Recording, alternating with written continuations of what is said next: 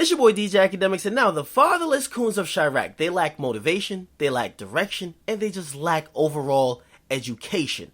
Now, I like to compare the coons of Chiraq and even the war in Chiraq to The Wire.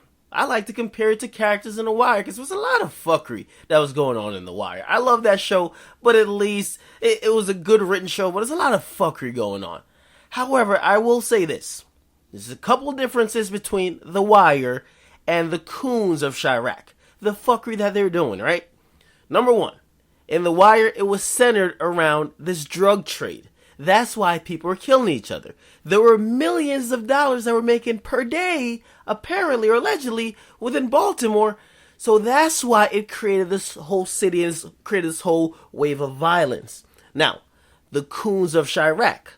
There's no real significant amount of drugs around the reason why they're killing. To keep it real, the real reason why they're killing all these people are gang ties and also sneak dissing, sneakers, G-Shock watches, all type of fuckery, and just for social media clout. That's why they're committing crimes in Chiraq.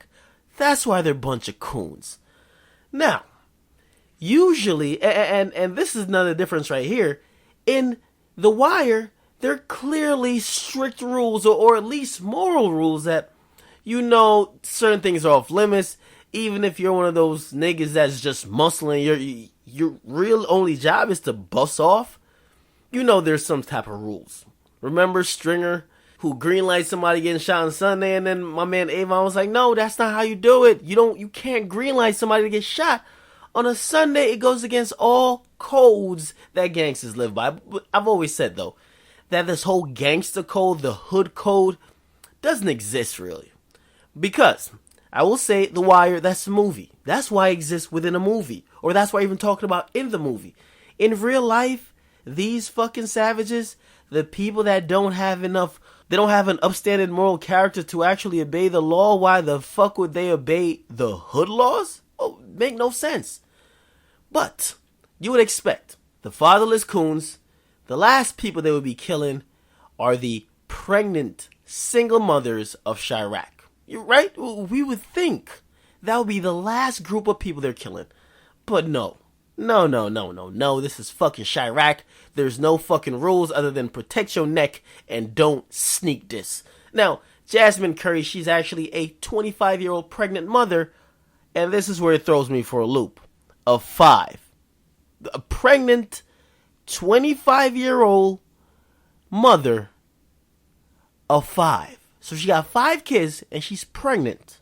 However, I digress. Now, she was shot and killed while she was riding down the highway. A minivan pulled up and out.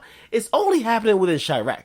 These niggas with the goddamn drive-bys is like a fucking constant replay of Friday where Craig and Smoke are fucking hiding in the van and they're doing a shootout while they're laying flat. I thought shootouts was some 1990s shit, Boys in the Hood, old movies. I didn't know niggas are still doing shootouts in fucking 2014, but the Chiraq coons, they're definitely doing it. And I'm not gonna lie, they're fucking accurate. Now, it was 4 a.m. If you can't even drive on the fucking highway, I mean, how the fuck do you notice which car is which on a fucking highway within Chicago? However, they did. Now, the passengers in the vehicle, including a young woman, was unharmed, according to NBC Chicago.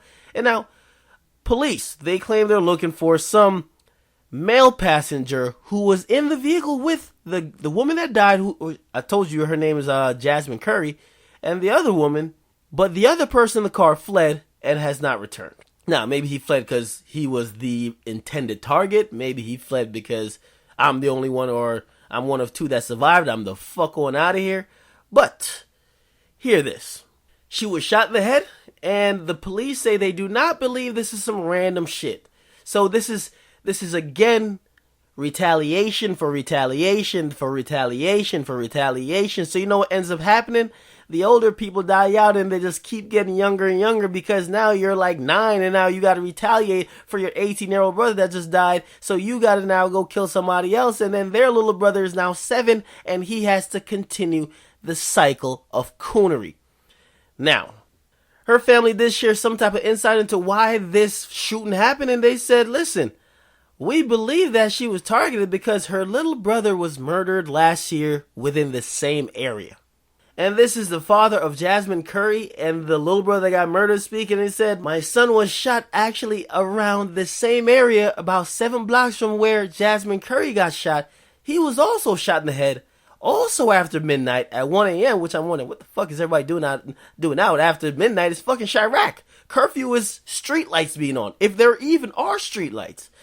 Now, the death of the brother and sister happened within 7 blocks of each other, according to police. The father, who's now left to bury, or already buried his son, and now left to bury his daughter, who's a mother of 5 and already pregnant with 1, is now already in more grief, more mourning, and claims the police have done nothing about his son getting shot last year, and is hoping that they get the coon that killed his daughter on Tuesday. Now, ironically, Jasmine Curry just got a new job and she was supposed to start that soon. Instead, she's going to be buried by her own father. And I will give credit to Andrew Holmes, who is a community activist. He's put up a $1,000 reward offering for any information that could get these coons arrested. Now, this whole story is pretty sickening. It's the reason why Chiraq continues to be Chiraq.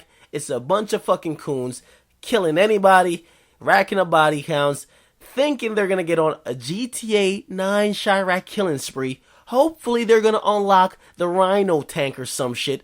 A bunch of fucking coons that believe they could respawn after they die, because here's the difference between suicide bombers and like a fucking Chiraq Savages. At least the suicide bombers, at least for the Taliban, they get promised 42 virgins in the afterlife. You sell them a dream. 42 virgins in the afterlife, you're going to get it. Good job. Just go get it, right? With these fucking Chiraq Savages, you don't got to tell them shit. You just tell them that the new trend is being dead, and they just sign up like, fuck it, I want to be a block legend, and the next nigga to get... You don't get your jersey raised into the rafters. You get your casket lowered into the ground. Now, it's your boy DJ Akademiks. You guys get in the comment box. Let me know what you guys think about this sad, very sad and pathetic story about coons killing a mother of 5. She was only 25 in Chiraq. I'm out.